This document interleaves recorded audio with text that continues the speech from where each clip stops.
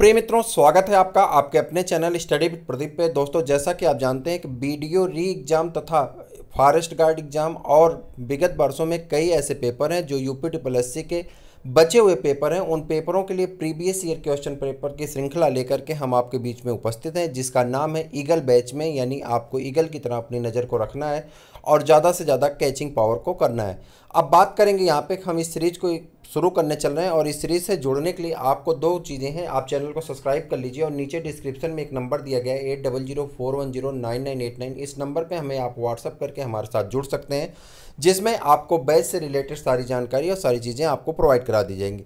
UP triple S C PET की classes भी आपके लिए पूर्णतः फ्री चलाई जा रही हैं, तो यदि आप जुड़ना चाहते हैं जरूर जुड़िए, आपको इसका लाभ जरूर मिलेगा। ठीक है, चैनल को सब्सक्राइब कर लीजिए, अपने दोस्तों को शेयर कर दीजिए। जीके की यानी जीएस और जीके की सीरीज हम लेकर के आपके बीच में आए हैं। जीके और जीएस की सीरीज आप जानते हैं कि वीडियो में 50 क्वेश्चन यहाँ से आने वाला है और जो आपके हिंदी के 50 क्वेश्चन आने वाले, रीजनिंग के आने वाले, फॉरेस्ट गार्ड में भी 50 से 60 क्वेश्चन की इसकी महत्ता है। तो अलग अलग परीक्षाओं में इसकी महत्ता है। और प्रीवियस ईयर क्वेश्चन पेपर में दो तरह के पेपर आते हैं, एक होता है रिपीटेड प्रश्न और एक होता है रिलेटेड प्रश्न। रिपीटेड प्रश्न उन प्रश्नों को कहते हैं जो लगातार रिपीट होते हैं एग्जाम में, जबकि रिलेटेड प्रश्न उन प्रश्नों से संबंधित प्रश्न आपको डिस्क्रिप्शन बॉक्स में मिल जाते हैं। जैसे यहाँ पे इस प्रश्न को अगर हम ध्यान से देखें तो इस प्रश्न में हमसे पूछा जा रहा है कंप्यूटर के टूल्स जैसे कि वर्ड, एक्सेल, पावर पॉइंट निम्नलिखित में से किस कंपनी के प्रोडक्ट हैं। ठीक है, मान लेते हैं इसका कोई भी आंसर होगा, आंसर छोड़ देते हैं अभी। अब जब हम यहाँ पाते हैं तो इसी के साथ हमको MS Word, MS Excel, MS PowerPoint, MS Access, MS Office सर्वप्रथम, ठीक है, माइक्रोसॉफ्ट कॉर्पोरेशन, इन सभी चीज़ों के बारे में यहाँ पे दिया गया है। तो यह प्रश्न अगर रिपीट होता है, सेम टू सेम ऐसे रिपीट होता है, मान लेते हैं कि एमएस वर्ड देके, एक्सेल देके, पावर पॉइंट दे करके आपसे पूछा जाता, तब तो ये रिपीटेड प्रश्न हो गया। लेकिन अगर आपसे यहाँ पे ये ना पूछ करके ये प्रश्न पूछा जाता है कि सर्वप्रथम किस सन में माइक्रोसॉफ्ट कॉर्पोरेशन द्वारा इस मैक ओएस शुरू किया गया था या विंडोज़ किस सन में शुरू किया गया था, तो सारी चीज़ें किस में आ जाती हैं, रिलेटेड प्रश्न में आ जाती हैं, जो कि यहाँ पे आपको दिखाई पड़ रही हैं। तो इस सीरीज में आपको दो फायदे हैं। पहला फायदा तो आपको रिपीटेड प्रश्न भी मिल जाएंगे, रिलेटेड प्रश्न भी मिल जाएंगे, और इस सीरीज को आप लगातार करते रहेंगे तो आपका कॉन्फिडेंस लेवल ऑलरेडी इंक्रीज होगा, जो आने वाले एग्जाम में आपको ज़्यादा से ज़्यादा सफलता की तरफ अग्रसर करेगा। तो चलिए स्टार्ट करते हैं। पहला प्रश्न आपके सामने यहाँ पे, कंप्यूटर के टूल्स जैसे कि वर्ड, एक्सेल, पावर पॉइंट निम्नलिखित में से किस कंपनी के प्रोडक्ट हैं। आपको बताना है किस कंपनी के प्रोडक्ट हैं। तो आप जानते हैं माइक्रोसॉफ्ट कंपनी के प्रोडक्ट हैं। जी, आप सही आंसर कर रहे हैं, माइक्रोसॉफ्ट के प्रोडक्ट हैं, माइक्रोसॉफ्ट के प्रोडक्ट हैं। आगे बढ़ते हैं। कंप्यूटर के टूल्स जैसे कि Word, Excel, PowerPoint Microsoft द्वारा विकसित वर्ड प्रोसेसर है। इसका मुख्य कार्य टेक्स्ट आप लिखते हैं, टेक्स्ट या दस्तावेज को संचालित करना है। एमएस ऑफिस के अंतर्गत मुख्यतः 4 प्रोग्राम आते हैं। एमएस वर्ड, ठीक, Microsoft Word, Microsoft Excel, Microsoft PowerPoint, Microsoft SS, ठीक। एमएस ऑफिस सर्वप्रथम 1989 में माइक्रोसॉफ्ट कॉर्पोरेशन द्वारा मैक ओएस के लिए शुरू किया गया। फिर 1990 में विंडोज़ के लिए प्रथम संस्करण एमएस ऑफिस 3.0 ऑफिस लाया गया। वर्तमान में एमएस ऑफिस 2016 चल रहा है। एमएस ऑफिस के प्रमुख कार्य copy, cut, paste, find and replace, font auto correct, spelling and grammar की जांच इत्यादि करना शुरू किया गया है। ठीक है, इतने सारे काम करता है, कट करता है, कॉपी करता है, पेस्ट करता है, ठीक है, फाइंड, रिप्लेस, ये सारे फॉन्ट को करेक्ट करने का, स्पेलिंग टेस्ट, ग्रामर टेस्ट, ये सभी काम करने का काम करता कौन, एमएस ऑफिस। अब बात कर रहे हैं प्रत्येक दिन आपके कम्युनिटी आप जानते हैं, कम्युनिटी नीचे आप जब चैनल को सब्सक्राइब करेंगे तो कम्युनिटी दिखाई पड़ती है। कम्युनिटी पे रोज एक प्रश्न डाले जाते हैं, उस प्रश्न का आंसर आपको करना होता है। यदि आपको आता है तो आंसर जरूर किया करिए, वह प्रश्न आपके एग्जाम के पॉइंट ऑफ व्यू से भी बहुत इंपॉर्टेंट है। जैसे आज का प्रश्न जो आपसे पूछा गया वो पर्यावरण दिवस 2021 की थीम पूछी गई है। तो यदि आपको पता है तो कम्युनिटी पे जाकर के उसका आंसर जरूर करिए, आपके आंसर का हमें इंतजार रहता है। चलिए आगे बढ़ते हैं। नेक्स्ट क्वेश्चन है आपका, ये भी कंप्यूटर से रिलेटेड ही है कि माइक्रोसॉफ्ट वर्ड के संदर्भ में गटर मार्जिन नामक फीचर को निम्नलिखित में से किसके लिए उपयोग किया गया। गटर मार्जिन किसके लिए उपयोग किया जाता है आपको बताना है। तो यहाँ पूछ रहा है ग्राफिक्स और चित्र की स्पष्टता को सुधार के लिए, दूसरा है बेहतर डॉक्यूमेंट बाइंडिंग के प्रबंधन के लिए, तीसरा है आपका प्रिंटेड टेक्स्ट की स्पष्टता में सुधार करने के लिए, और फोर्थ है पृष्ठ संख्याओं को डालने की सुविधा प्रदान करने के लिए। तो आप कहेंगे कि बेहतर डॉक्यूमेंट बाइंडिंग के प्रबंधन के लिए, डॉक्यूमेंट बाइंडिंग के प्रबंधन के लिए, यानी माइक्रोसॉफ्ट वर्ड के संदर्भ में गटर मार्जिन नामक फीचर को बेहतर डॉक्यूमेंट बाइंडिंग के प्रबंधन के लिए प्रयोग किया जाता है। आगे बढ़ जाएं। उत्तर प्रदेश राज्य का कौन सा जिला नेपाल के साथ सीमा साझा नहीं करता है? प्रश्न को ध्यान से देखिए, कह रहा नेपाल के साथ सीमा साझा नहीं करता। वह कौन सा ऐसा जिला है उत्तर प्रदेश का जो नेपाल के साथ सीमा साझा नहीं करता? मैं आपको बता दूं कि उत्तर प्रदेश 8 राज्यों, 1 केंद्र शासित प्रदेश और 1 राष्ट्र के साथ सीमा साझा करता है। राष्ट्र कौन सा है? नेपाल है। 8 राज्य हैं और 1 केंद्र शासित प्रदेश कौन है? दिल्ली है। तो इनके साथ सीमा साझा करता है उत्तर प्रदेश, जिसमें से आपको बता दूं कि यहाँ पे आपसे पूछा जा रहा है कि नेपाल के साथ कौन सा ऐसा जिला, 4 जिले दिए गए हैं जो सीमा साझा नहीं करता है। आपको बताना है कौन ऐसा जिला है जो सीमा साझा नहीं करता। तो आप कहेंगे सीतापुर। सीतापुर इसके साथ सीमा साझा नहीं करता। उत्तर प्रदेश राज्य के सीतापुर जिले की सीमा नेपाल के साथ साझा नहीं करता है। नेपाल हमारा पड़ोसी देश है जो 579 किलोमीटर उत्तर प्रदेश के साथ सीमा साझा करता है। उत्तर प्रदेश राज्य के 7 जिलों की सीमा नेपाल के साथ लगती हैं। वो 7 जिले हैं आपके कौन कौन? सिद्धार्थनगर है, बलरामपुर है, श्रावस्ती है, महाराजगंज है, बहराइच है, लखीमपुर खीरी और पीलीभीत है। ये 7 जिले हैं। और सबसे बड़ा जिला कौन सा होता है? तो आप कहते हैं लखीमपुर खीरी। उत्तर प्रदेश का सबसे बड़ा जिला कौन है? लखीमपुर खीरी। तो ये 7 जिले हैं और ये 7 जिले आपके कहाँ से सीमा साझा करते हैं? नेपाल के साथ सीमा साझा करते हैं। आपको बताना है कि उत्तर प्रदेश का पूर्वी पश्चिमी जिला कौन सा है? पूर्वी जिला आपका बलिया हो जाता है, पश्चिमी जिला आपका कौन सा हो जाता है? ये बलिया है। और पश्चिमी जिला कौन सा हो जाता है? शामली हो जाता है। शामली बड़ा सा से लिखा जाता है, शामली हो जाता है, ठीक है। और 2 तो हमने बता दिया। आपको उत्तरी और दक्षिणी बताना, उत्तरी जिला कौन सा है और दक्षिणी जिला उत्तर प्रदेश का कौन सा। आप कमेंट करके जरूर बताइएगा। आपके कमेंट का इंतजार है और मुझे उम्मीद है कि री एग्जाम देने वाले सभी अभ्यर्थियों को ये पता होगा। पूर्वी जिला बलिया है, पश्चिमी जिला शामली है और उत्तरी जिला आपको बताना है सहारनपुर है और दक्षिणी जिला आपको बताना है कौन सा होगा। आप चलिए एक तो हम और बता दिए, दक्षिणी जिला आपको बताना है कि कौन सा है। सोनभद्र है शायद। दक्षिणी जिला कौन सा है? सोनभद्र है। तो मैंने बता दिया, लेकिन आप कमेंट जरूर करिएगा। आपके कमेंट का हमें इंतजार है, ठीक है। आगे बढ़ जाते हैं। उत्तर प्रदेश का कौन सा जिला उत्तर प्रदेश और बिहार के साथ सीमा पर स्थित? अच्छा, उत्तर प्रदेश का कौन सा जिला जो उत्तर प्रदेश और बिहार की सीमा पर स्थित है, यानी दोनों की सीमा बनाता है? कौन सा ऐसा जिला है जो उत्तर प्रदेश और बिहार दोनों की सीमा बनाता है? मैंने आपसे कहा उत्तर प्रदेश का जो पूर्वी जिला होगा, उत्तर प्रदेश के पूर्व में बिहार है तो बिहार के साथ सीमा साझा करता होगा। अब यहाँ पे 4 ऑप्शन दिए गए हैं, इसमें से बताना है। तो मैंने आपसे अभी अभी बताया कि उत्तर प्रदेश का पूर्वी जिला कौन सा है? तो बलिया है। तो ये बलिया जो है बिहार के साथ सीमा साझा करता है। उत्तर प्रदेश की सीमा प्रदेश के 9 राज्यों में 8 राज्य हैं, 1 केंद्र शासित प्रदेश दिल्ली है आपका, ठीक है। राज्यों के साथ सीमा साझा करता है और 1 राष्ट्र के साथ सीमा साझा करता है। और राष्ट्र कौन सा है? नेपाल है। जो निम्न है: राजस्थान, मध्य प्रदेश, छत्तीसगढ़, झारखंड, बिहार, उत्तराखंड, हिमाचल प्रदेश, हरियाणा, दिल्ली केंद्र शासित प्रदेश है।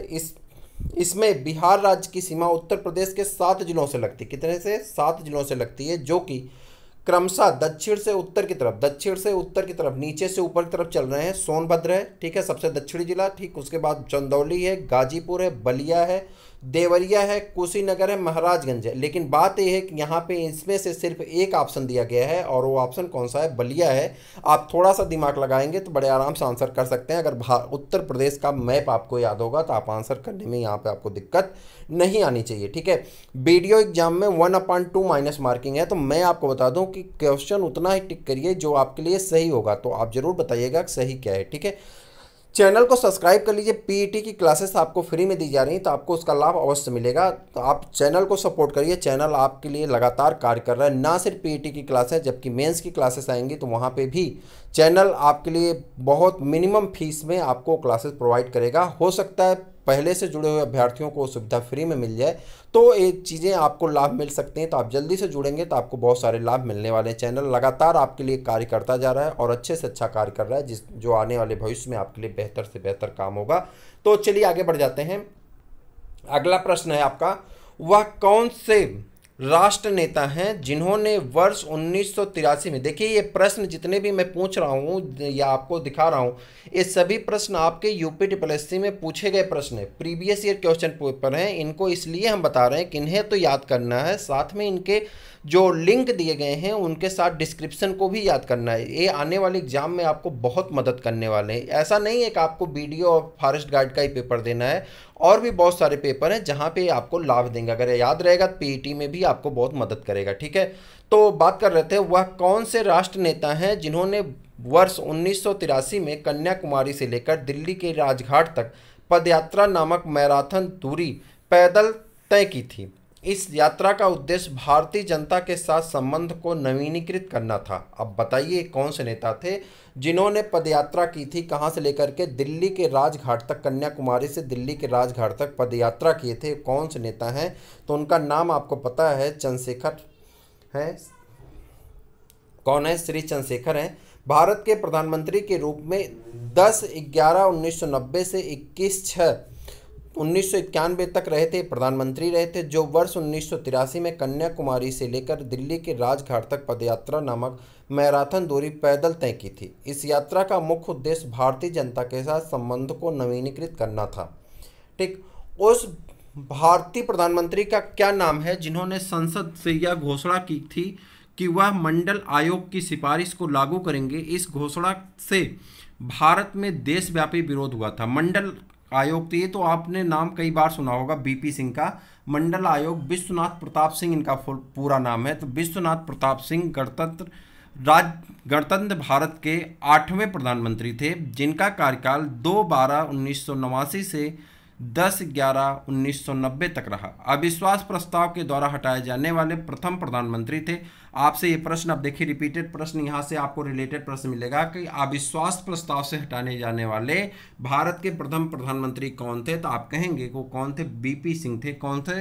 बीपी सिंह, विश्वनाथ प्रताप सिंह थे, जिन्होंने अपने कार्यकाल में यह घोषणा की थी कि वह संसद में मंडल आयोग की सिफारिशों को लागू करेंगे, जिसके कारण पूरे भारत में देशव्यापी विरोध शुरू हो गया था। मंडल आयोग का मुख्य उद्देश्य सामाजिक और आर्थिक रूप से पिछड़ों की पहचान करना था।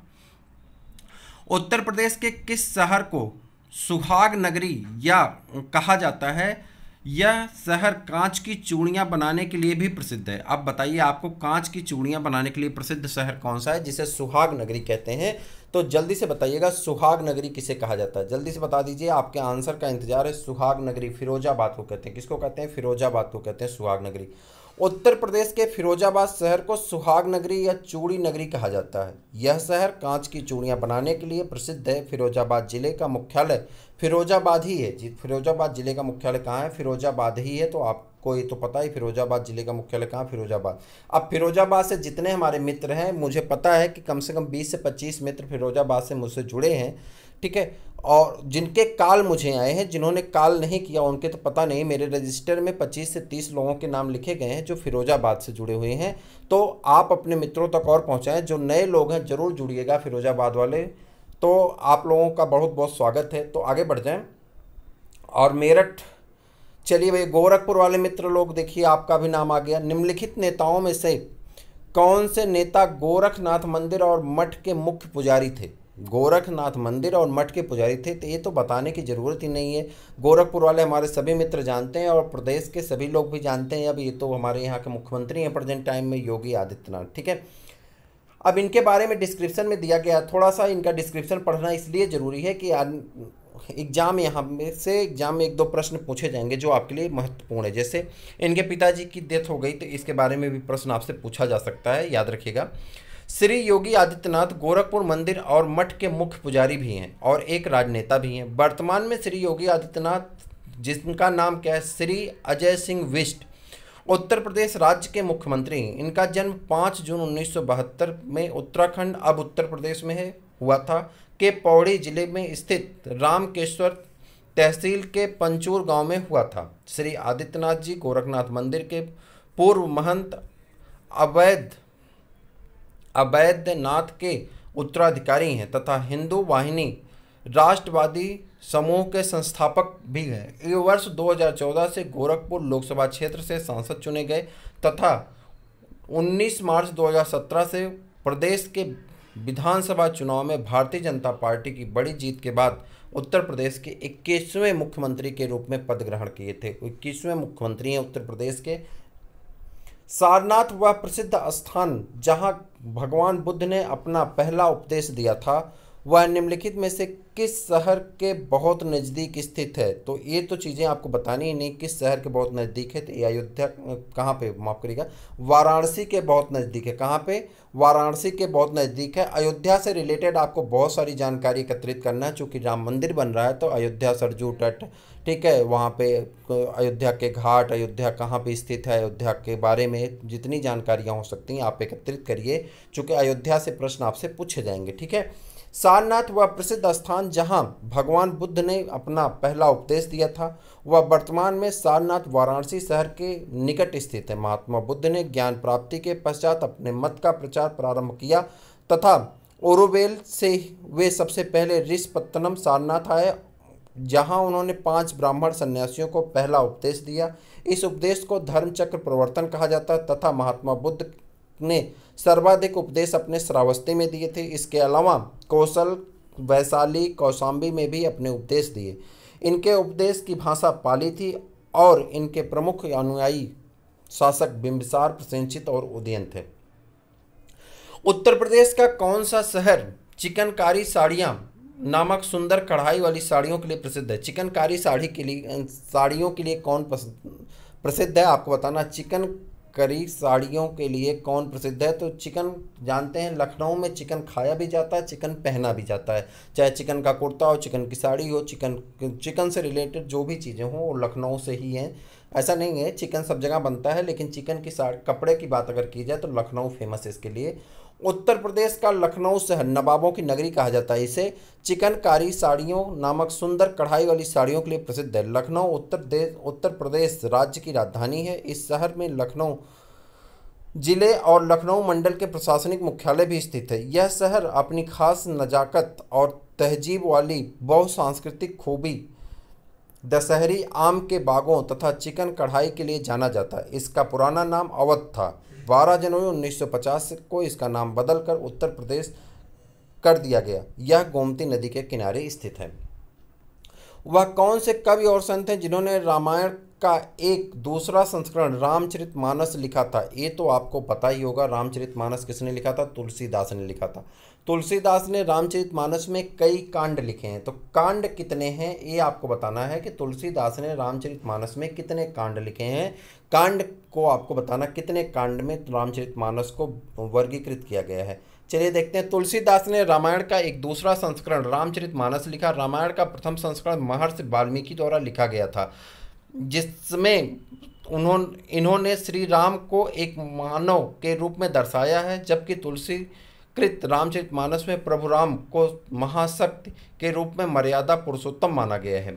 रामचरितमानस तुलसीदास द्वारा अवधी भाषा में 16वीं सदी में रचित एक महाकाव्य है। गोस्वामी तुलसीदास ने रामचरितमानस को 7 कांडों में विभक्त किया है। कितने कांड हैं रामायण में? रामचरितमानस में कितने कांड हैं? 7 कांड है में विभक्त किया है, जो निम्न है: बालकांड, अयोध्याकांड, अरण्यकांड, किष्किंधाकांड, सुंदरकांड, लंकाकांड, उत्तरकांड, जिसमें बालकांड सबसे बड़ा और किष्किंधाकांड सबसे छोटा है। बालकांड सबसे बड़ा और किष्किंधाकांड सबसे छोटा है, ठीक है।